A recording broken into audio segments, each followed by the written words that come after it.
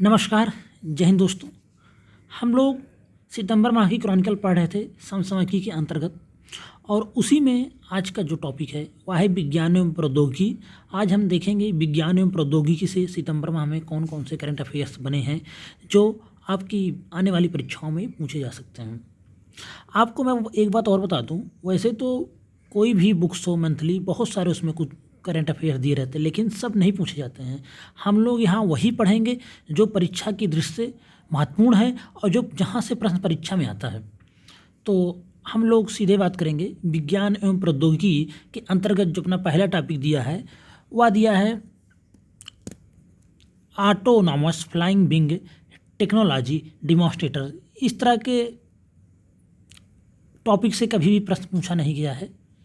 दूसरा हम बात करेंगे ऑटोनोमस नेविगेशन सिस्टम तिहान। ये महत्वपूर्ण हो सकता है कि तिहान है क्या, तो तिहान एक ऑटोनोमस नेविगेशन सिस्टम है, बात कर लेंगे इसके बारे में। 4 जुलाई 2022 को केंद्रीय विज्ञान और प्रौद्योगिकी राज्य मंत्री हैं जितेंद्र सिंह ने IIT हैदराबाद परिसर में भारत के पहले स्वायत्त नेविगेशन पर प्रौद्योगिकी नवाचार hub technology innovation hub on autonomous navigation, इसका नाम है शार्ट में, तिहान का उद्घाटन किया। तो जो क्वेश्चन बनकर आएगा कि ऑटोनोमस नेविगेशन सिस्टम का उद्घाटन कहाँ किया गया है, तो IIT हैदराबाद में किया गया है। पहली बात तो ये याद रखेंगे।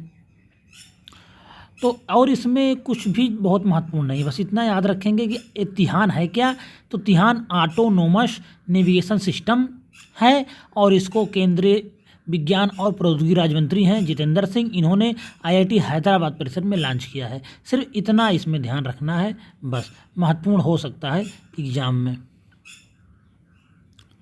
नेक्स्ट देखते हैं कौन सा इसमें महत्वपूर्ण हो सकता है टॉपिक। अगला है प्रोजेक्ट सूर्य, इसको देख लेते हैं। हाल ही में भारत के स्वच्छ ऊर्जा संक्रमण के समर्थन में green energy firm renew power ने संयुक्त राष्ट्र पर्यावरण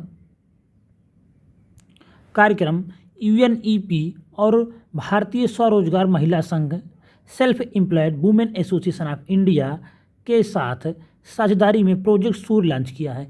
तो सबसे महत्वपूर्ण ये हो जाता है कि प्रोजेक्ट सूर्य किससे संबंधित है, तो प्रोजेक्ट सूर्य संबंधित है भारत के स्वच्छ ऊर्जा का जो भी आजकल कार्यक्रम चल रहा है उससे संबंधित है, स्वच्छ ऊर्जा संबंधित है, रिन्यूएबल एनर्जी से संबंधित है।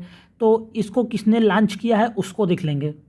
तो भारत के स्वच्छ ऊर्जा संक्रमण के समर्थन में green energy firm renew power संयुक्त राष्ट्र पर्यावरण कार्यक्रम UNEP, जो कि अपने आप में एक बहुत बड़ी संस्था है, और भारतीय स्वरोजगार महिला संघ के साथ साझेदारी में प्रोजेक्ट सूर्य ये लॉन्च हुआ है। महत्वपूर्ण हो सकता है कि प्रोजेक्ट सूर्य किससे संबंधित है, तो सूर्य सोलर एनर्जी मतलब रिन्यूएबल एनर्जी, स्वच्छ ऊर्जा से संबंधित है इसमें। और अगर हम बात करें कुछ महत्वपूर्ण फैक्ट क्या है, तो प्रोजेक्ट सूर्य पहल के तहत गुजरात के पाटन जिले के कच्छ के रण में चुनौतीपूर्ण और अत्यधिक तापमान में काम करने वाली महिला साल्ट पैन वर्कर्स को सौर पैनल और सौर पंप तकनीशियन के रूप में प्रशिक्षित किया जाएगा। इतना महत्वपूर्ण है इसमें कि प्रोजेक्ट सूर्य संबंधित किससे होगा, स्वच्छ ऊर्जा संबंधित होगा। रिन्यू पावर और UNEP साथ में भारतीय स्वरोजगार महिला संघ, इन सब ने मिलकर इसको लॉन्च किया है। हम बात कर लेंगे कुछ स्टैटिक जीके के फैक्ट के रूप में संयुक्त राष्ट्र पर्यावरण कार्यक्रम के बारे में, क्योंकि एक ऐसी एजेंसी है जिससे हमेशा क्वेश्चन आते रहते हैं। तो सबसे पहले बात करेंगे संयुक्त राष्ट्र पर्यावरण कार्यक्रम UNEP संयुक्त राष्ट्र के तहत एक प्रमुख अंतर्राष्ट्रीय पर्यावरण प्राधिकरण है जो वैश्विक पर्यावरण एजेंडा स्थापित करने वाले वैश्विक पर्यावरण संरक्षण और संयुक्त राष्ट्र सतत विकास कार्यक्रम के पर्यावरणीय आयाम के कुशल कार्यान्वयन को बढ़ावा देने हेतु प्रतिबद्ध है। अगर हम इसकी स्थापना की बात करें तो इसकी स्थापना 5 जून 1972 को हुई थी। ये बहुत महत्वपूर्ण है। इसका मुख्यालय सबसे अधिक महत्वपूर्ण है, यह केन्या के नैरोबी शहर में स्थित है। मुख्यालय से इसके क्वेश्चन आप लोग देखते होंगे, हमेशा पूछा जाता है कि UNEP का मुख्यालय कहाँ पे है, UNEP की स्थापना कब हुई थी, तो UNEP की स्थापना हुई थी 5 जून 1972। और 5 जून को ही पूरे विश्व में इन्वायरमेंट दिवस या विश्व पर्यावरण दिवस मनाया जाता है। अगर हम बात करें यूएनईपी की, तो यह emission gap report, global environment outlook, frontiers आदि रिपोर्ट का प्रकाशन भी करता है। आपको बता दूं, ऐसी बहुत सारी रिपोर्टें आईएमएफ हो गया, विश्व बैंक हो गया, ये सब बड़े बड़े संस्थान निकालते रहते हैं और यहाँ से क्वेश्चन भी निकल कर आए हुए हैं। कौन सी रिपोर्ट किसने पेश किया है। इस तो यूएनईपी की बात करें तो यह emission gap report, global environment outlook और फ्रंटियर्स इस प्रकार की रिपोर्ट को जारी करती हैं। तो इसमें याद रखेंगे रिपोर्ट और इसकी स्थापना कब हुई और इसका मुख्यालय, ये बहुत महत्वपूर्ण हो सकता है। सबसे बड़ी एजेंसी है अगर पर्यावरण कार्यक्रमों के बारे में बात करें तो। हम बात करेंगे आर्यभट्ट 1 के बारे में। 5 जुलाई 2022 को भारतीय विज्ञान संस्थान आईएससी के शोधकर्ताओं ने अगली पीढ़ी के एनालॉग कंप्यूटिंग चिपसेट बनाने के लिए एक डिजाइन ढांचा विकसित किया है और उसका नाम क्या रखा है, आर्यभट्ट। आईआईएससी ने अपने उपन्यास डिजाइन ढांचे का उपयोग करते हुए टीम ने आर्यभट्ट 1 नामक एक एनालॉग चिपसेट का प्रोटोटाइप बनाया है। तो अभी ये कोई बहुत महत्वपूर्ण नहीं है। अगर देखते हैं, मान लीजिए आर्यभट्ट 1 आ ही जाए, तो आर्यभट्ट तो एक सैटेलाइट था, लेकिन अभी आर्यभट्ट 1 आ जाए तो यह एक चिपसेट है, एनालॉग चिपसेट है। उसका मतलब ढांचा है जो कि अगली पीढ़ी के एनालॉग कंप्यूटिंग चिपसेट के रूप में बनाए जाएंगे आईएससी बेंगलुरु द्वारा। इसमें कुछ महत्वपूर्ण फैक्ट नहीं है और ये कोई बहुत महत्वपूर्ण अभी नहीं है। अभी इसमें अगर सबसे महत्वपूर्ण रहा है तो यूएनईपी सबसे महत्वपूर्ण रहा है, प्रोजेक्ट सूर सबसे महत्वपूर्ण रहा है। अब उसके बाद हम बात करेंगे पिवट तकनीक, ये क्या होती है। तो हाल ही में आईआईटी मद्रास के वैज्ञानिकों ने पिवट नामक एक महत्वपूर्ण तकनीक बनाई है जो किसी व्यक्ति के कैंसर पैदा करने वाले जीन को इंगित कर सकती है। पिवट तकनीक कैंसर से संबंधित है, आईआईटी मद्रास ने डेवलप किया है, कोई बहुत महत्वपूर्ण ये भी नहीं है। और आर्टिफिशियल इंटेलिजेंस पर आधारित है, कोई बहुत महत्वपूर्ण नहीं है। सीधे बात करेंगे high speed expendable aerial target अभ्यास। आपको बता दूं, जिस भी फैक्ट को बता रहा हूँ कोई बहुत महत्वपूर्ण नहीं है, उसको बस आप देख लेना है, उससे एग्जाम में प्रश्न आने के चांसेस मात्र 1 से 2% रहेंगे। लेकिन जिस पर मैंने कहा है कि ये बहुत महत्वपूर्ण है या महत्वपूर्ण है, वहाँ से आपको हमेशा क्वेश्चन आए हुए हैं और क्वेश्चन वहाँ से आपको देखने को मिलेगा। तो उसको आपको बहुत अच्छे से करना है। और एक बात और, जो भी चैनल को वीडियो को पहली बार देख रहे हैं, चैनल को जरूर सब्सक्राइब करें। आगे बात करेंगे high speed expendable aerial target अभ्यास। तो जो भी मिसाइल्स वगैरह होती है वो चांदीपुर में ही उसका प्रक्षेपण होता है, उसमें कोई ये तो बहुत पुरानी बात है। तो 29 जून 2022 को ओडिशा तट से दूर चांदीपुर के एकीकृत परीक्षण रेंज से स्वदेशी रूप से विकसित high speed expendable aerial target, जिसका नाम है अभ्यास, का सफलतापूर्वक परीक्षण किया गया। मान लीजिए क्वेश्चन आ गया, हाल ही में चर्चा में रहा अभ्यास क्या है, मिसाइल है या किसी देश के बीच सैनिक युद्ध अभ्यास है या कुछ और है, तो आप भैया याद रखेंगे अभ्यास क्या है, एक मिसाइल है, डीआरडीओ द्वारा डेवलप की गई है। और अभ्यास को डीआरडीओ की बेंगलुरु स्थित वैमानिकी विकास प्रतिष्ठान द्वारा विकसित किया गया है। बस इतना याद रखेंगे और इससे ज़्यादा कुछ नहीं पूछा जाएगा। अब हम बात करेंगे संवर्धित वास्तविकता स्क्रीन। तो मुंबई में छत्रपति शिवाजी महाराज टर्मिनल्स संवर्धित वास्तविकता स्क्रीन ऑगमेंटेड रियलिटी स्क्रीन से लैस होने वाला भारत का पहला रेलवे स्टेशन बन गया। जब भी भारत का कुछ भी पहला होगा वह महत्वपूर्ण हो जाएगा। तो हाल ही में मुंबई में छत्रपति शिवाजी महाराज टर्मिनल संवर्धित वास्तविकता स्क्रीन ऑगमेंटेड रियलिटी स्क्रीन से लैस होने वाला भारत का पहला रेलवे स्टेशन बन गया है। महत्वपूर्ण है, इम्पॉर्टेंट है, ये बहुत ज़्यादा क्वेश्चन आ सकता है यहाँ से। अगर हम बात करें ऑगमेंटेड रियलिटी, इसे तात्पर्य एक प्रत्यक्ष भौतिक वास्तविक दुनिया के वातावरण के जीवंत दृश्य के प्रदर्शन से है। यह उपयोगकर्ता द्वारा देखे गए वास्तविक दृश्य और कंप्यूटर द्वारा उत्पन्न एक आभासी दृश्य का एक संयोजन है। तो ये सब कुछ भी नहीं देखना कि ऑगमेंटेड रियलिटी है क्या, सिर्फ इतना याद रखना है आपको कि संवर्धित वास्तविकता स्क्रीन या ऑगमेंटेड रियलिटी स्क्रीन से लैस होने वाला भारत का पहला रेलवे स्टेशन कौन बना? तो वह है छत्रपति शिवाजी। मुंबई में स्थित है छत्रपति शिवाजी महाराज टर्मिनल। इतना याद रखेंगे बस, महत्वपूर्ण है ये, इसमें कोई शक नहीं। अब हम सीधे बात करेंगे। चीन की उन्नत सौर वेधशाला है कोई, ये बहुत महत्वपूर्ण नहीं है। चीन की वेधशाला से हमसे क्या मतलब भाई। उसके बाद अगर कोई और महत्वपूर्ण फैक्ट है इसमें तो देख लेते हैं उसको भी। बहुत सारे इसमें देखिए दिया हुआ, लेकिन हमने इसको काट दिया है क्योंकि यहाँ से कभी एग्जाम में आ ही नहीं सकता। मैं अपने अनुभव से आपको बता रहा हूँ, यहाँ से कभी नहीं आएगा, और नहीं आएगा तो नहीं आएगा जो भी बस। उसके बाद देखेंगे सब, एक और महत्वपूर्ण फैक्ट है, भारत में पहला मंकी पॉक्स वायरस मामला। हाल ही में केरल राज्य में देश के पहले मंकी पॉक्स वायरस मामले की पुष्टि की गई है। केरल राज्य में देश के पहले मंकी पॉक्स वायरस है उसकी पुष्टि की गई है। क्वेश्चन आ सकता है कि सबसे पहले मंकी पॉक्स वायरस कहाँ पाया गया या कहाँ देखा गया भारत में? तो वह है अपना केरल राज्य। केरल में सबसे पहले इसकी पुष्टि हो चुकी है मंकी पॉक्स वायरस की। मंकी पॉक्स वायरस का संचरण मुख्य रूप से निकट शारीरिक संपर्क के माध्यम से होता है, जिसमें यौन संपर्क भी शामिल है। यह संक्रमण दूषित पदार्थों जैसे बिस्तर, इलेक्ट्रॉनिक्स और कपड़ों से भी हो सकता है। तो बस इतना, कुछ बहुत नहीं पूछेगा। मंकी पॉक्स एक वायरस है और यह सबसे पहले केरल में देखा गया।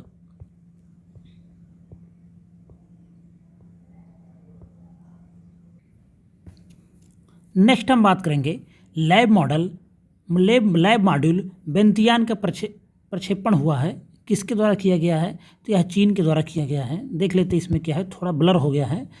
लैब मॉड्यूल बेंतियान का प्रक्षेपण किया गया है।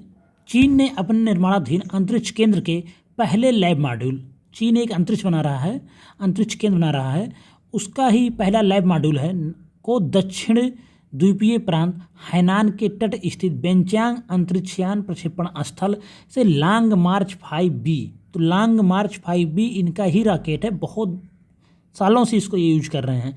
लॉन्ग मार्च 5B Y3 रॉकेट के द्वारा बेंतियान का सफलतापूर्वक प्रक्षेपण किया है। इनके जो अंतरिक्ष केंद्र का नाम है उसका नाम है तियांगोंग अंतरिक्ष केंद्र। याद रखेंगे, तियांगोंग अंतरिक्ष केंद्र किसका है? चीन का है। ये महत्वपूर्ण हो सकता है, आया भी हुआ है एग्जाम में, ऐसी बात नहीं। तो लैब मॉड्यूल है बेंतियान, क्या है? एक लैब मॉड्यूल है जो कि कहाँ भेजा गया है? तियांगोंग अंतरिक्ष केंद्र में। बात करें चीन का, यह अंतरिक्ष केंद्र दुनिया में किसी भी देश का अपना पहला अंतरिक्ष केंद्र है।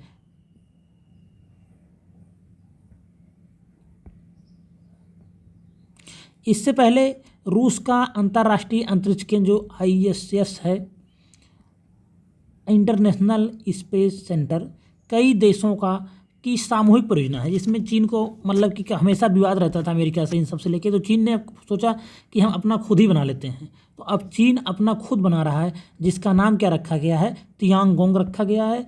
और जो इंटरनेशनल स्पेस सेंटर है, इसमें अमेरिका, फ्रांस, रूस सब का सहयोग है।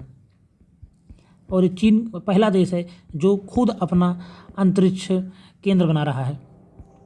उसके बाद हम बात करेंगे, अगर कुछ और महत्वपूर्ण है तो उसको देख लेते हैं। कटहल के बारे में बात कर रहा है, तो कटहल का सबसे बड़ा उत्पादक कौन है? भारत है। पूछा जाता रहता है कि कभी कभी कोई भी मतलब सब्जी हो गई, फल हो गया, उसमें सबसे बड़ा उत्पादक कौन है? तो कटहल यहाँ पे चर्चा में है। तो कटहल का जो सबसे बड़ा उत्पादक है वह है भारत। और केरल ने इसको 2000 में आधिकारिक फल घोषित किया था अपने राज्य का। कटहल को केरल का ये आधिकारिक फल है, इतना याद रखेंगे। वो भी कोई बहुत महत्वपूर्ण नहीं है। और इसके उत्पादन में भारत का पहला स्थान पूरे विश्व में। निम्न तापमान थर्मल डेसिलिनेशन पृथ्वी विज्ञान मंत्रालय ने अपने स्वायत्त संस्थान, इसके बारे में थोड़ा देख लेंगे, कोई बहुत महत्वपूर्ण नहीं है। पृथ्वी विज्ञान मंत्रालय ने अपने स्वायत्त संस्थान राष्ट्रीय महासागर प्रौद्योगिकी संस्थान के माध्यम से समुद्र के पानी को पीने योग्य पानी में बदलने के लिए निम्न तापमान थर्मल डिसिलेशन तकनीक विकसित की है, जिसे लक्षद्वीप द्वीपों में सफलतापूर्वक प्रदर्शित किया गया है। तो इसका क्या मतलब है कि ये लोग समुद्र के पानी को पीने के पानी में बदलना चाह रहे हैं, जो खारा पानी समुद्र का उसको पीने योग्य पानी बनाया जाए, उसी के लिए लॉन्च हुई है निम्न तापमान थर्मल डेसिलिनेशन, और इसका प्रयोग किया गया सफलतापूर्वक लक्षद्वीप के द्वीपों में। अगर हम लक्षद्वीप के द्वीप के बारे में बात करें तो कवरत्ती, अगत्ती, मिनिकॉय, ये सब लक्षद्वीप के द्वीप समूह हैं, यहीं पर इसको विकसित किया गया है। अब हम बात कर लेते हैं राष्ट्रीय महासागर प्रौद्योगिकी संस्थान, एक बहुत महत्वपूर्ण संस्थान है, यहाँ से क्वेश्चन आए हुए हैं। तो राष्ट्रीय महासागर प्रौद्योगिकी संस्थान भारत सरकार के पृथ्वी विज्ञान मंत्रालय के तहत काम करता है। राष्ट्रीय महासागर प्रौद्योगिकी संस्थान का मुख्यालय तमिलनाडु के चेन्नई में स्थित है, इतना याद रखेंगे। मुख्यालय कहाँ पे? चेन्नई में है, थोड़ा सा ब्लर हुआ है इसलिए इसको मैं लिख दे रहा हूँ। उसके बाद हम बात करेंगे 3D प्रिंटेड रॉकेट इंजन के बारे में।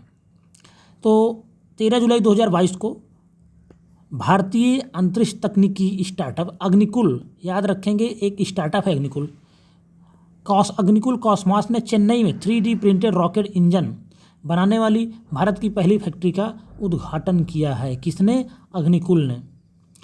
यह भारत की पहली रॉकेट सुविधा है जो बड़े पैमाने पर 3D प्रिंटेड स्पेस इंजन को समर्पित है। अगर हम अग्निकुल के बारे में बात करें तो यह इसकी स्थापना 2017 में हुई थी श्रीनाथ रविचंद्रन, मोइन SPM और SR चक्रवर्ती द्वारा। ये रॉकेट इंजन बनाने की एक प्राइवेट कंपनी है और इसमें कुछ भी नहीं है, एक स्टार्टअप है एक प्रकार से, रॉकेट इंजन का निर्माण करती है। और अगर हम नेक्स्ट बात करें तो निर्माण त्वरक कार्यक्रम IIT कानपुर में विद्यमान प्रौद्योगिकी व्यवसाय incubator startup incubation and innovation centre ने विज्ञान और प्रौद्योगिकी विभाग भारत सरकार द्वारा समर्पित निर्माण त्वरक कार्यक्रम शुरू किया है। IIT कानपुर की बात हो रही है तो IIT कानपुर में विद्यमान प्रौद्योगिकी व्यवसाय इनक्यूबेटर है startup incubation and innovation centre ने विज्ञान और प्रौद्योगिकी विभाग भारत सरकार द्वारा समर्पित निर्माण त्वरक कार्यक्रम शुरू किया गया है। और इसके बारे में ज़्यादा कुछ नहीं है। तो अगर हम बात करें निर्माण त्वरक कार्यक्रम किसने शुरू किया है तो IIT कानपुर द्वारा शुरू किया गया है। बस इतना ही इसमें जान लेंगे और इससे क्वेश्चन आने की संभावना बहुत कम है। IIT कानपुर द्वारा इसको शुरू किया गया है तो UPPCS में महत्वपूर्ण हो सकता है, यूपी स्पेशल के अंतर्गत, इतना ध्यान रखेंगे। 5G नेटवर्क का पायलट परीक्षण किया गया है, इसको देख लेते हैं। भारतीय दूरसंचार नियामक प्राधिकरण ने चुनिंदा क्षेत्रों में 5G नेटवर्क का पायलट परीक्षण शुरू कर दिया है। दूरसंचार निकाय द्वारा चुने गए 4 क्षेत्र हैं दिल्ली हवाई अड्डा, बेंगलुरु मेट्रो, भोपाल और कांडला बंदरगाह। यहाँ पे 5G का पायलट परीक्षण किया गया है, कोई बहुत महत्वपूर्ण नहीं है। सीधे बात करेंगे त्रिव रेडियो प्रस्फोट, ये भी कोई बहुत महत्वपूर्ण नहीं है। आगे बात करते हैं। सुपरनोवा विस्फोट क्या होते हैं, इनको जान लेते हैं। सुपरनोवा विस्फोट तारों में होने वाला एक बड़ा विस्फोट होता है जो एक तारे के जीवन के चक्र में अंत में होता है। सुपरनोवा ब्रह्मांड में उच्च ऊर्जा के साथ होने वाले ऐसे विस्फोट हैं जो अथाह मात्रा में ऊर्जा उत्सर्जित करते हैं। सुपरनोवा विस्फोट की घटना काफ़ी दुर्लभ होती है। चमकीले सुपरनोवा विस्फोट से तारों से जुड़ी जानकारियां जुटाने में वैज्ञानिकों को मदद मिलती है। तो सुपरनोवा क्या होता है इतना याद रख लेते हैं, बाकी इसमें कुछ भी महत्वपूर्ण फैक्ट नहीं है। सुपरनोवा विस्फोट तारों में होने वाला एक बहुत बड़ा विस्फोट होता है जो एक तारे के जीवन चक्र के अंत में होता है। मतलब सुपरनोवा विस्फोट मतलब हुआ तारों की मौत, बस इतना जानते रहेंगे। उसके बाद हम बात करेंगे वर्ल्ड लाइनर समसामयिकी में अगर कुछ महत्वपूर्ण फैक्ट है तो उसको देखेंगे। 12 जुलाई 2022 को ओला इलेक्ट्रिक ने देश की पहली स्वदेशी रूप से विकसित लिथियम आयन सेल का अनावरण किया। किसने किया है? ओला इलेक्ट्रिक ने किया है, देश की पहली स्वदेशी रूप से विकसित लिथियम आयन सेल। उसके बाद बात करेंगे नेक्स्ट, हाल ही में घाना में पहली बार खतरनाक मारबर्ग वायरस के 2 मामलों की पुष्टि हुई है। तो मारबर्ग वायरस कहाँ पर पुष्टि हुई है? घाना में, ध्यान रखेंगे, बहुत महत्वपूर्ण हो सकता है। 17 जुलाई 2022 को भारतीय नौसेना में 35 वर्ष से सेवा दे रहे INS सिंधुध्वज को विशाखापट्टनम में सेवा मुक्त कर दिया गया, कोई बहुत महत्वपूर्ण नहीं है। 15 जुलाई 2022 को केंद्रीय रक्षा मंत्री राजनाथ सिंह ने कोलकाता में हुगली नदी में दूसरे P-17A स्टील फ्रिगेट दूनागिरी का शुभारंभ किया। ये भी कोई बहुत महत्वपूर्ण नहीं है, बस इतना याद रखेंगे कि दूनागिरी है क्या। तो दूनागिरी एक स्टील फ्रिगेट है, नौसेना से संबंधित है, इतना याद रखेंगे बस। प्रोजेक्ट P17A के तहत इसका निर्माण किया जा रहा है कोलकाता में हुगली नदी के किनारे। इसको राजनाथ सिंह ने शुभारंभ किया, इसका अनावरण किया है। इसी के साथ विज्ञान और प्रौद्योगिकी में जो भी महत्वपूर्ण फैक्ट थी क्रॉनिकल सितंबर माह की, उसको सबको यहाँ पे कवर कर लिया गया है। और एक बात आपसे कहना चाहेंगे, जो भी वीडियो को पहली बार देख रहे हो, चैनल में पहली बार आए हो, वीडियो पसंद आए तो लाइक करें और चैनल को सब्सक्राइब करें। धन्यवाद।